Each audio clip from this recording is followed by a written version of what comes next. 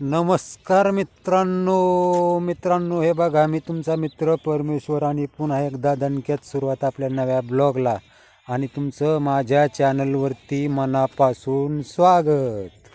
तर मित्रांनो, आता कुठे तुमच्या लक्षात आलं असेल की आता आपण कुठे, तर आता आपण आपल्या शेतामध्येच.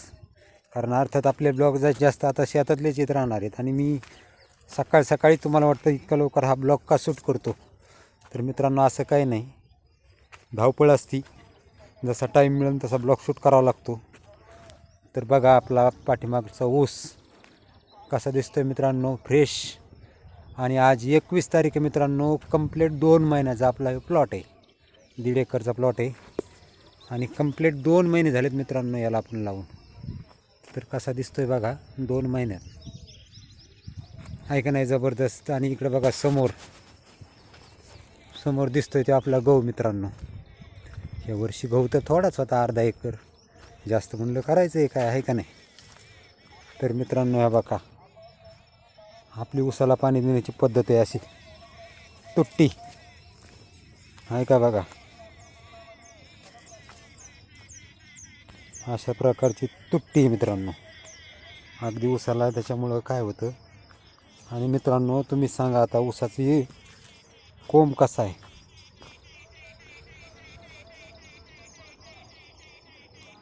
तर मित्रांनो बघा, आता सकाळचं वातावरण अगदी मस्त बनलं आहे. पाठीमागं गहू आहे, इकडून पाठीमागं ऊस आहे आणि लांबून माईकवर कुठला तरी आवाज येतो आहे गावातून. तर बघा कसं वाटतंय सकाळचं वातावरण आमच्याकडं, नक्कीच कमेंट करून सांगा. कारण आता वाजायले फायनली सकाळचे 8:30. आणि मित्रांनो आज तर खूप धावपळ आहे बघा. आपली मोटर कॅनलवर आहे.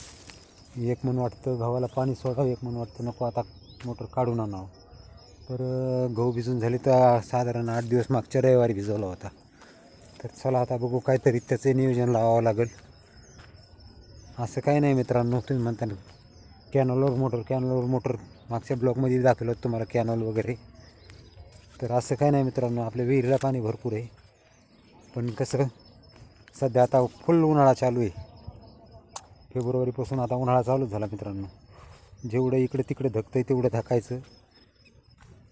तळ्याचं पाणी चांगलं असतं म्हणतात. आणि इथं बघा मित्रांनो, काही मिरचीची झाडं लावली होती, आहे घातली, त्याच्यावरचा कोकडा काही निघत नाही बघा. तर असो. तर मित्रांनो बघा कसा वाटला आपला गहू. खूप लेट होता पण थेट आहे काय, हां ते काय म्हणतात ना, लेट आहे पण थेट आहे. तर पेरण्याला उशीर झाला पण तरी बी मेहनतीच्या जोरावर त्याला अगदी चांगला आणण्याचा प्रयत्न केला आहे. आणि आता आला आपण आपल्या विहिरीवर. तर बघा विहिरीतसुद्धा पाणी भरपूर आहे का नाही. अगदी भरपूर पाणी विहिरीतसुद्धा, गज भरलेली आहे सध्या, त्याच्यामुळं पाण्याची नाही अडचण. आणि इथं बघा कोथिंबीर. तुमच्याकडे आलीत का अशी कोथिंबीरला फुलं? काय मालकीन काय करेल सांगता येत नाही बघा. कुठं कोथिंबीर, कुठं काही. हे बघा पालक तर कसलं टाकलं. हे बघा इथं एक मोड आहे, आणखीन कुठं सापडते. थोडं सगळ्या गावात सापडून तुम्हाला. म्हणजे जिथं जागा दिसेल तिथं तिचा मानच असतो. रान मोकळं ठेवायचंच नाही.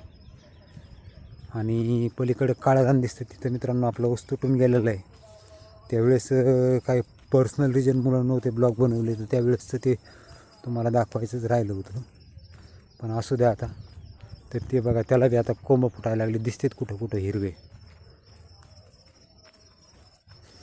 तर मित्रांनो एकंदर कसा वाटतो शेतातलं सकाळचं वातावरण नक्की कमेंट करून सांगा. हे वातावरण तर तुम्हाला नक्कीच आवडणार आहे शेतामधलं आपलं. आणि सगळ्यात मेन म्हणजे मित्रांनो काय म्हणत होतो मी, ते असं होतं बघा, कधी बोलायचं ते विसरून जातं. बघा कसे मस्तपैकी कोंब दिसायलेत. तर मित्रांनो काय त्या बघा आणखीन बी आठवत नाही बघा मला काय बोलायचं आहे ते. जाऊ द्या, घ्या तुम्ही समजून मला काय बोलायचं असेल ते.